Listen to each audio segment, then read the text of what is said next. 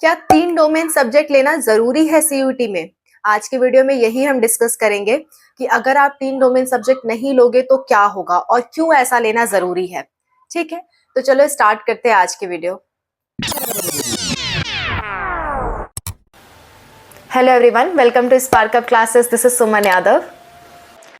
CUT UG में अक्सर आपने यूट्यूबर्स को या जो भी आपके सजेस्ट करने वाले हैं उनको बोलते हुए सुना होगा कि एटलीस्ट 3 डोमेन सब्जेक्ट भरो। डोमेन क्या होता है, एक शॉर्ट में बता देती हूँ मैं आपको। जितने भी सब्जेक्ट्स होते हैं आपके, उसमें लैंग्वेज जैसे हिंदी, इंग्लिश, पंजाबी, उर्दू, ये सब लैंग्वेज है। लैंग्वेज और जनरल टेस्ट को छोड़ के जितने भी सब्जेक्ट होते हैं उन्हें हम डोमेन सब्जेक्ट कहते हैं।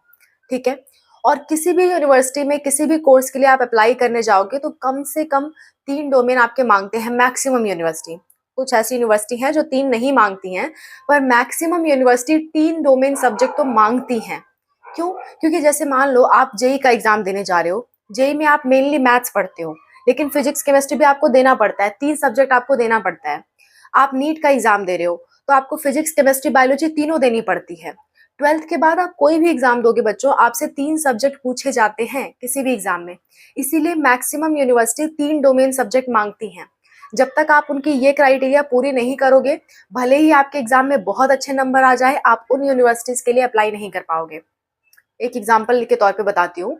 देखो, दिल्ली यूनिवर्सिटी ने कहा है कि एक लैंग्वेज, एक जनरल टेस्ट और 3 डोमेन सब्जेक्ट होना चाहिए, तभी हम किसी कोर्स में एडमिशन देंगे, चाहे वो जो भी कोर्स हो।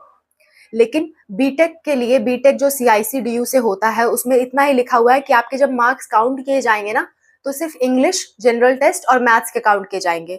तो मार्क्स तो इन्हीं तीनों के काउंट होंगे बीटेक कोर्स के लिए, लेकिन आप अगर 3 डोमेन सब्जेक्ट नहीं भरे रहोगे तो आप इसके लिए अप्लाई ही नहीं कर पाओगे। बाकी 2 सब्जेक्ट में आपके बहुत कम नंबर आते हैं, कोई मतलब नहीं है। बस आपको अप्लाई करना है, उसमें एग्जाम देना है, थोड़ी बहुत नॉलेज अपनी दिखा देनी है।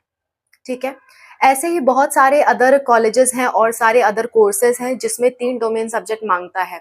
अगर आप 3 डोमेन सब्जेक्ट नहीं भरोगे तो भले ही आपके एग्जाम में बहुत अच्छे नंबर हैं, आप काउंसलिंग में पार्टिसिपेट नहीं कर पाओगे। मान लेते हैं आपने फिजिक्स और केमिस्ट्री में बहुत अच्छा स्कोर किया और यही दोनों सब्जेक्ट आपने चूज किया था और इसमें मान लो 200 में से 200 नंबर ले आए आप। मान लेते हैं 200 में से 200 नंबर ले आए आप, लेकिन अगर किसी यूनिवर्सिटी में फिजिक्स, केमिस्ट्री, बायोलॉजी तीनों मांगा गया है तो आप वहां अप्लाई नहीं कर सकते। 200 में से 200 ले आए हो दोनों सब्जेक्ट में, लेकिन फिर भी यहाँ अप्लाई नहीं कर सकते क्योंकि एक सब्जेक्ट आपने दिया ही नहीं था।